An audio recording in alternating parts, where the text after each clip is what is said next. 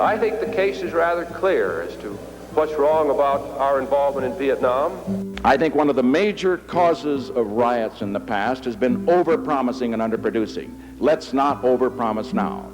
It's not because there are so many votes going to represent Oregon and Chicago, but the fact that people decide. So I'm taking my candidacy to the people. I'm not dead. That sounds like something interesting.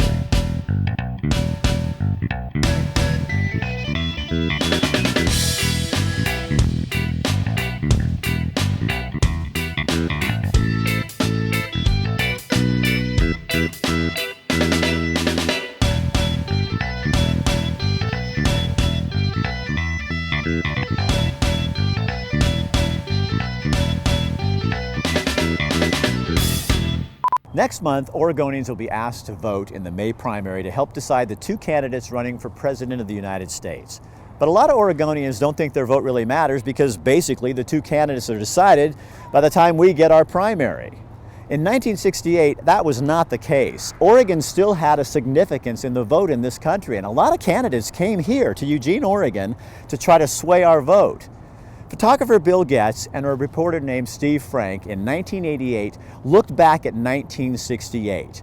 We're going to show that special in two parts, one this week and one in a couple of weeks. So here is Oregon in the spotlight. 1968 was one of the most eventful years in our history. In fact, some sociologists say there was too much history to absorb all at one time. Today, we will look back at a short but important time in that year, the race for president in the Oregon primary. The Oregon primary was played out against the backdrop of growing opposition to the war in Vietnam and continuing frustration over civil rights issues. Up until 1968, Americans were told we were winning the war against Vietnam. Here again is reporter Steve Frank.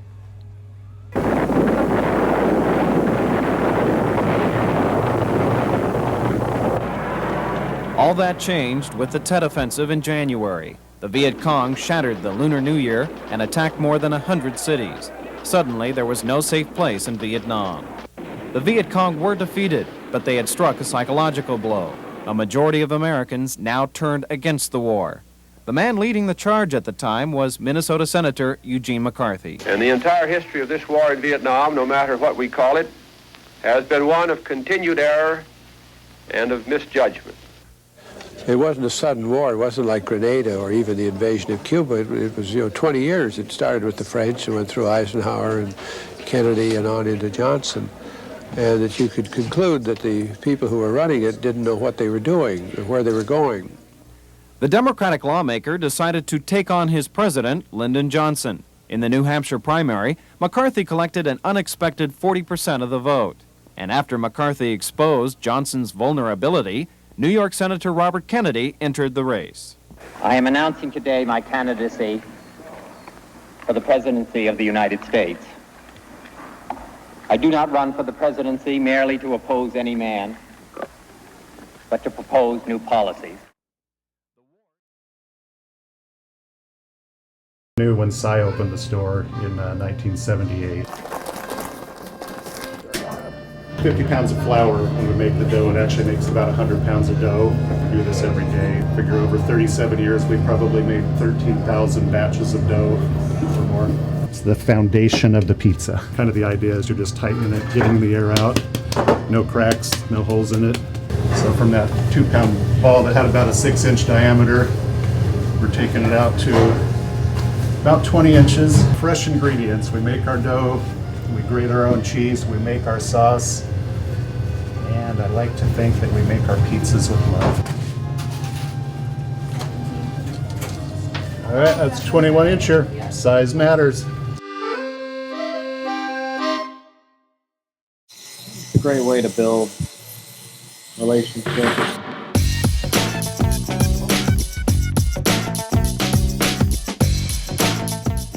If you're looking for a barber who understands the art of cutting hair, Francesco Michelli is the man. This guy really knows what he's doing.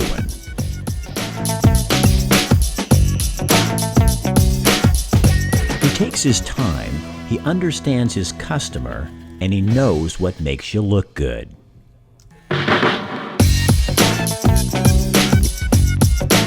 They even do the little extras, like a straight razor shave to get those little hairs off of all those places. Yep, even the top of ears. I'm telling you, if you want a good haircut, somebody who knows what they're doing, a true artist, go to my barber. Fresh Cut.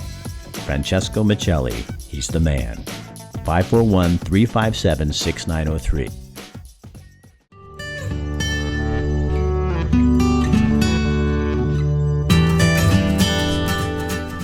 But what you guys do here in this building, it's pretty rich. Oh, it's thrilling, really. I mean, I'm a natural-born reference librarian, so I love to help people find stuff and find stuff for people and connecting people with information that they need or that they're excited about is deeply satisfying to me. And I'm really good at finding stuff and kind of tracking things down as a detective. So working in special collections where we have things that are truly unique. We have the only copy that exists of some of these things. And so it takes it to an even more, a deeper level, a more exciting level, because they have to come, people have to come to our physical space to use the materials. Most of it has not been digitized, so it's not available. They have to come here, they have to handle the physical item, whether it's a tiny little Oregon Trail diary written in pencil by somebody in 1849. We have that. And we had a 7-year-old boy here 2 weeks ago with his mother, whose perhaps great-grandfather came across on the Oregon Trail, and he got to look at that diary. And he came with his mom, and then 2 days later, they came back with more family members, and they're all gathered around the table looking at this amazing thing. So it's a time machine for people to be able to look at those things, to handle the things that have been handled by people over the centuries.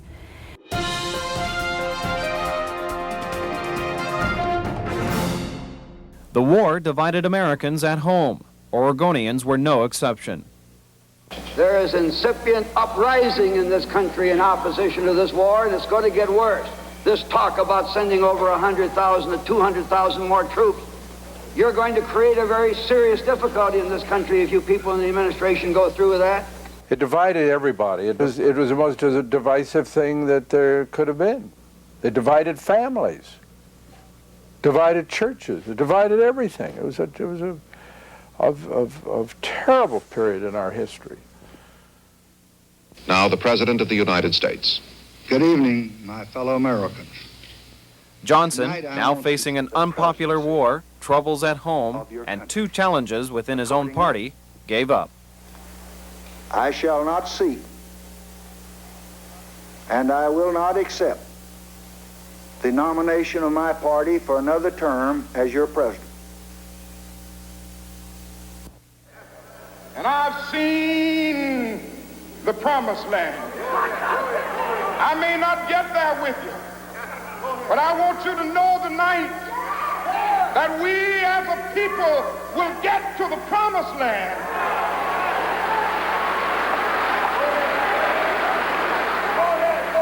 So I'm happy tonight. I'm not worried about anything. I'm not fearing any man. Mine eyes have seen the glory of the coming of the Lord.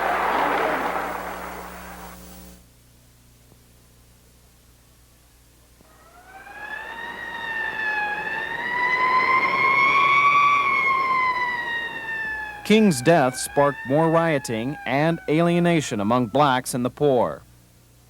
This time we're going to win.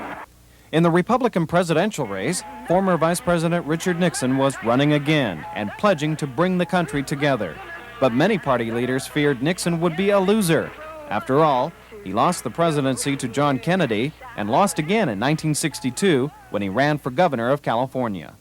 I leave you gentlemen now, and you will now write it, you will interpret it, that's your right.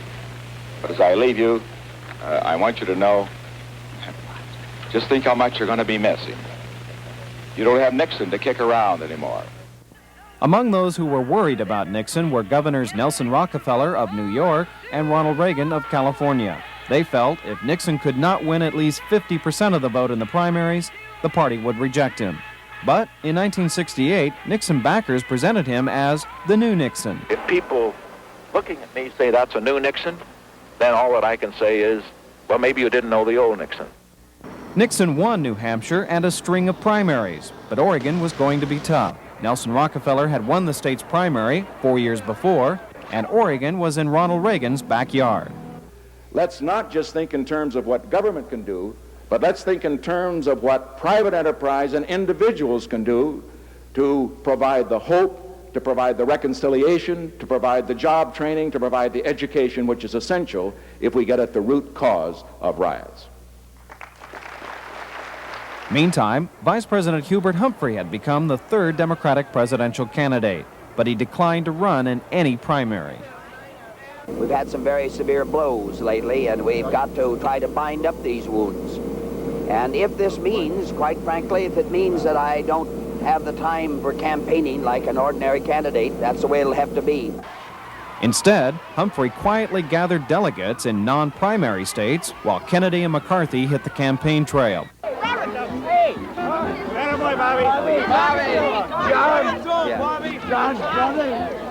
Kennedy's appeal to his late brother's admirers and the down and out delivered him a string of victories.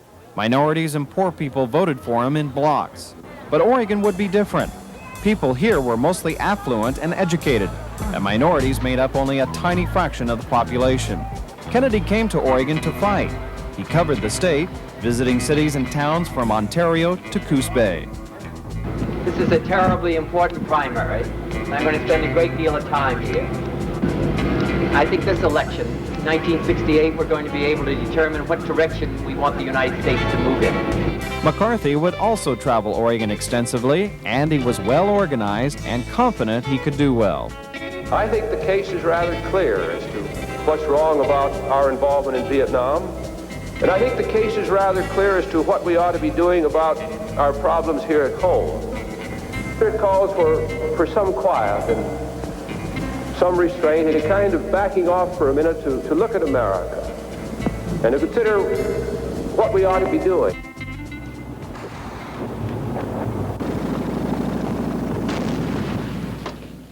Both McCarthy and Kennedy ran against the Vietnam War, but their positions were difficult to distinguish. Both favored ending the war by forming a coalition government that would include the Saigon regime and the North Vietnamese communists.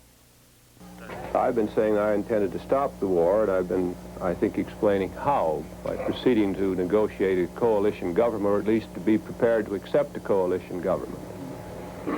But both the President and Mr. Nixon are talking about ending the war, but they're not saying when or how or at what cost. I think if we can end the war in Vietnam, if we can bring our soldiers back to the United States, we can take the $85 million that we spend every day in Vietnam, the $600 million that we spend every week in Vietnam, we can bring it back here to the United States and start using it for the benefit of our own people here within our own country. Since both candidates opposed the war, the race in Oregon turned into a contest of personalities, and that triggered bitterness between the Kennedy and McCarthy camps. McCarthy's supporters looked at Kennedy as an opportunist who entered the race only after their man exposed Lyndon Johnson's vulnerability in the New Hampshire primary. Richard Kennedy organized the Robert Kennedy campaign in Lane County. There's no question there was a tremendous animosity, particularly in Lane County, which I'm most familiar with, among the political activists that were friends of mine that had helped me in my campaigns that resented him. The division was so deep, McCarthy now says he could never have gotten together with Kennedy, even though both wanted to end the war. Oh, there was no way. We tried it a couple times, and we thought we had an agreement with him, but they violated it every time. First was when he said he wouldn't run, and he did. And we had a little thing about the District of Columbia delegation not to fight over it, and the Kennedy people immediately announced that we'd given up on it, that they had taken it. And we found he was not trustworthy, or his people. This is Ron Sturry, service manager at Kiefer Mazda. I want you to be comfortable with what I do for your car. And in the case that the battery is well above what it needs to do. Ron likes to help people. Because this is a relationship. Rick, did you know if you buy a car down the street, or one with high miles on it, we'll do an inspection on it. Well, a Mazda, yeah. No, any car, Rick. Really? Really. A brake check, tire wear, battery check. Check and refill your fluids. Check your wiper blades, your lights, your air filter, even a state-of-the-art alignment. And they'll rotate your tires. Really? In fact, Rick, if the viewers mention that they saw this on RDTV, I'll do it for free. Why? Because we do what works for you and you.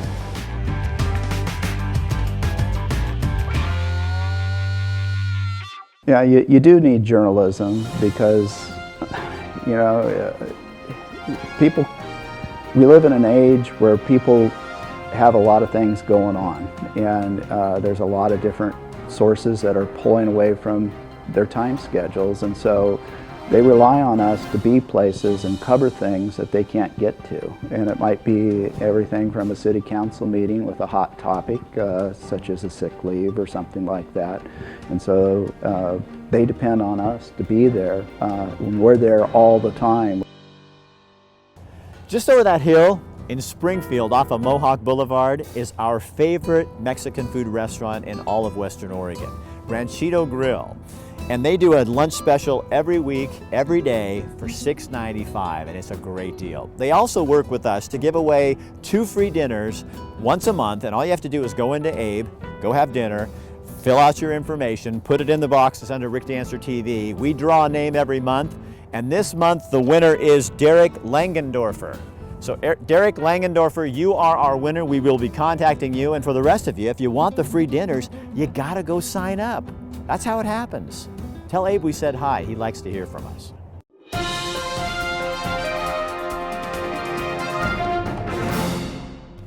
So each of the candidates took their case and their personality to the people of Oregon. Sometimes it got him in trouble. Despite a warm reception in Albany, some considered the Minnesota senator aloof and worried he could not win in November. Steve Frank picks up our story from here. We have the same problems in my state, you know. Matter of fact, you get some of the same names out here that cut all the pine forests in Minnesota.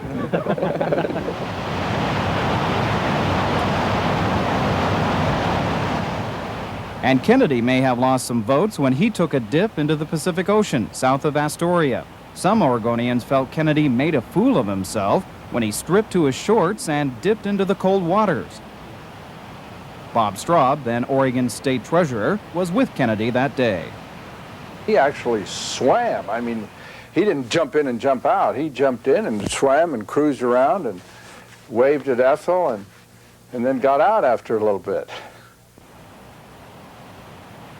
I thought what he did was a very genuine feeling of wanting to get close to that wonderful ocean and become part of it. He'd been campaigning hard, and he saw it as a source of relaxation. I think he's a very genuine person.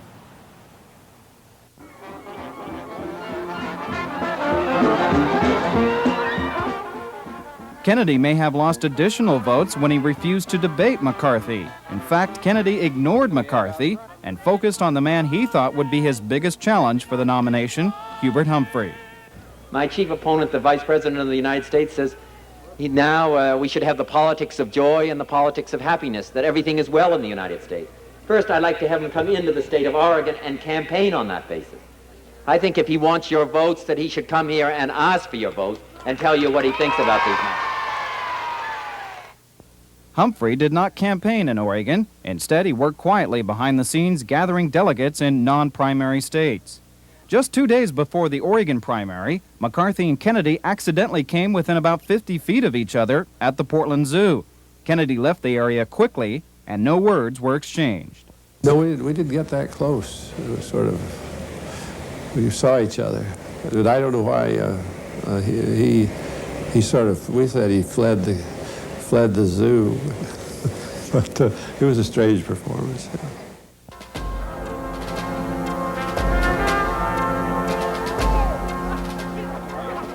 Going into the final days, polls show the McCarthy-Kennedy race neck and neck.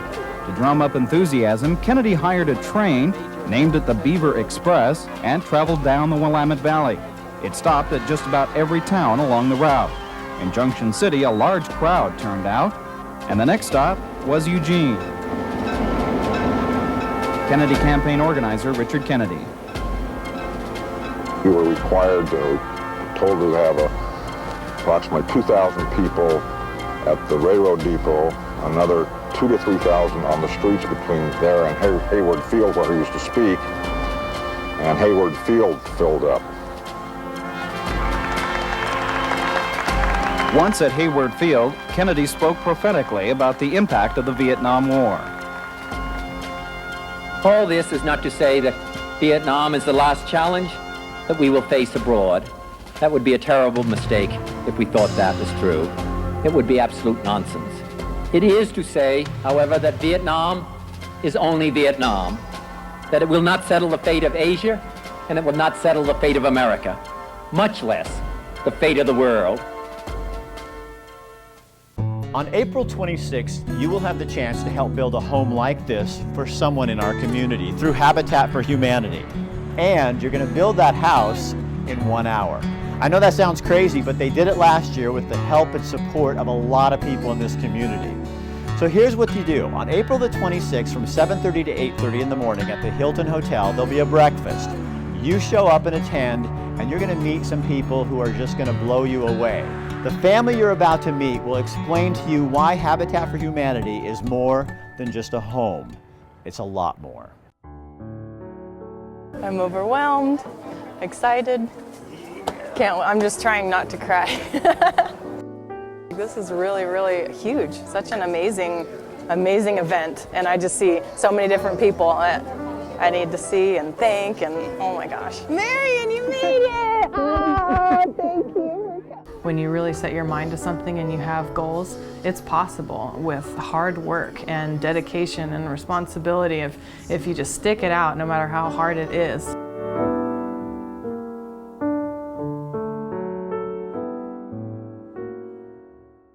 The last place that we lived, it was very hard to keep it warm. It was just a freezing cold house all the time. We were crowded. We could barely afford to keep the place heated. Our kids didn't have anywhere safe to play. You can see how badly he wants to get in the yard. He just stands there right by the edge all day wanting to get in it. The outside of the whole premises was just covered in cat manure. My husband was diagnosed with cancer, so it just felt like the whole world was just caving in on us. That's been the biggest struggle, getting prepared to buy a house, because we were on the right track a little bit before the cancer hit me.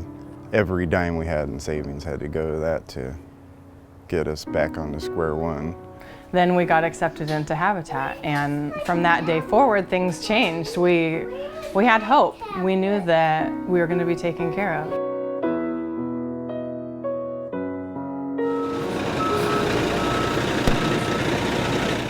After, almost 3 years of waiting and working hard and doing everything that we can for this day to happen. What's it taken to get here? A lot of obstacles, a lot of ups and downs, and a lot of hard times.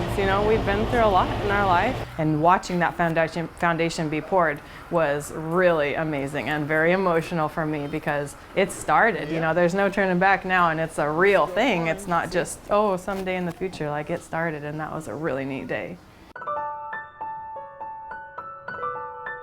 So this is my kitchen. I'm super excited about it.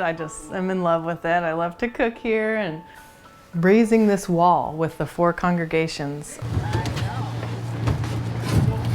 It was really powerful, a really neat time. Everybody raising it up, and just the voices coming from all different directions. Over here. Keep scraping. Keep scraping, okay. We get it. It's all right, raise it up, everybody. Yeah. Woo, it's up, just really exciting moment, that final wall. All walls of my house are up now, and just having everybody together, from all these congregations that are now physically helping build the house, along with supporting our house in finances and prayer and meals and all things. They just helped, and that final wall going up was just really symbolic, and it was really, really neat to be a part of, and emotional for me. I can remember looking specifically at each one of these studs, reading about 1,000,000 times all the different blessings. Oh, well, right here, of course, the first one that I read when they were up there is, "As for me and my house, we will serve the Lord." There's Hebrew scriptures, you know, Christian, there's several different religions and different types of prayers and scriptures that are written in these studs. We've really formed a lot of relationships, and it's really amazing, and we feel so loved by so many different people, and you know, people like to stop by and just say hi, and They're little boys. Oh, that's One, perfect. and they're 2 different ones. You know, give us a little gift here or there, something to just show their support and love for us and everything. Habitat's a part of our lives, and now we have this extended family, First Congregational, the Temple, all of them. They all have accepted us 100%, and they just have poured their love on us. This is changing our life forever. We are so blessed, and we can't thank Habitat and everybody involved enough. Yeah, Habitat is not just about getting a house and, you know, reaching your goal of being homeowners. That's obviously a huge part of it, but it's a new way of life. This is like probably the biggest weight I've ever had taken off my shoulder, because this sets up my wife, my kids. Whether cancer comes back or something comes to take me away, I know they're safe. The families that you're helping by donating to Habitat is not only going to change their lives by making them homeowners, but you're empowering the community, empowering people to do better and be a part of this community, be successful members of this community.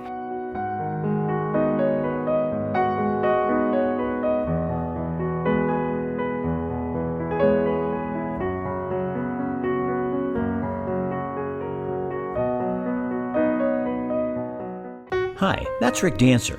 I've known him all my life. He's a professional storyteller.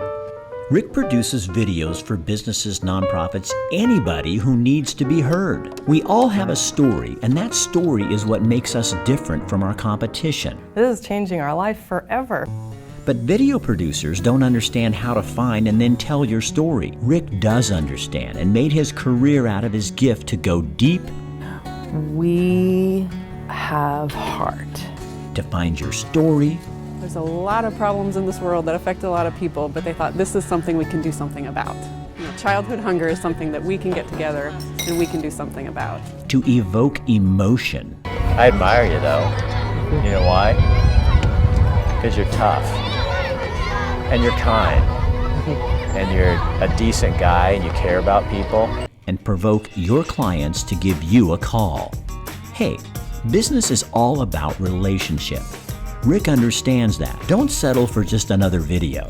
Give Rick a call and let him truly tell your story.